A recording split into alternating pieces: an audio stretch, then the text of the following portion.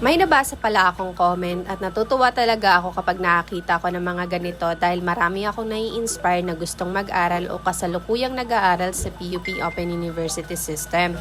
So habang pinapakita ko sa inyo ang typical day ko, ikukwento ko naman ang naging experience namin sa thesis. So Sabado ng umaga, nag-start kami ng 8 a.m. para mag-thesis huddle at para pag-usapan ng mga tasks at deadlines dahil submission na ng final paper namin ngayong Sunday. Pagkatapos noon, mga bandang 9 a.m. bumaba na ako para magluto at mag-asikaso ng bahay dahil wala naman dito si husband. Habang ginagawa ko naman ng mga errands ko today, ikukwento ko na lang sa inyo ang tungkol sa thesis namin. BSBA Major in Human Resource Management ang programa ko, kaya ang thesis namin ay naka-align din sa field ng HR at Business Research. Nagsimula ito noong third year, first semester sa subject na Business Research. Ang research subject namin ay may kabuuang 6 units pero hinati sa 2 semester. Sa first sem, chapter 1 hanggang chapter 3 ang ginawa.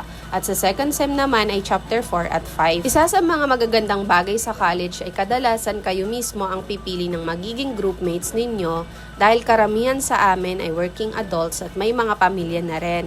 Mas pinapayagan kaming pumili ng mga taong komportable kaming makatrabaho. By the way, nag-aasikaso rin pala ako ng mga school supplies ng anak ko na gagamitin para bukas dahil pasukan na nila dito sa daycare. So going back, napili naming study ay tungkol sa service quality ng Pag-ibig Housing Loan Program. At pumunta pa kami mismo sa Pag-ibig branch para ipaalam na gagamitan namin ang kanilang institusyon bilang bahagi ng aming research. Hindi naman kami kumuha ng confidential data sa kanila.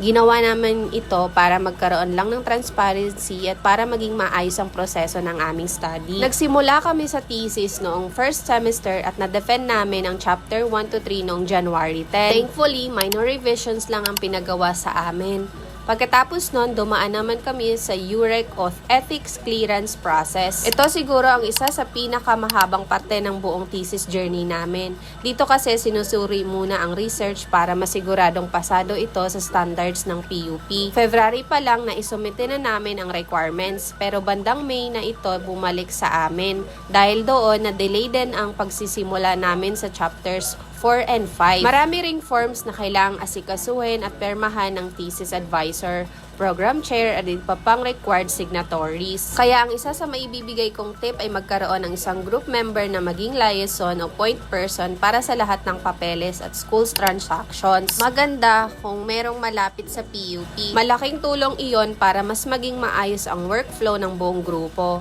At ayan muna ang maibabahagi ko tungkol sa thesis journey namin.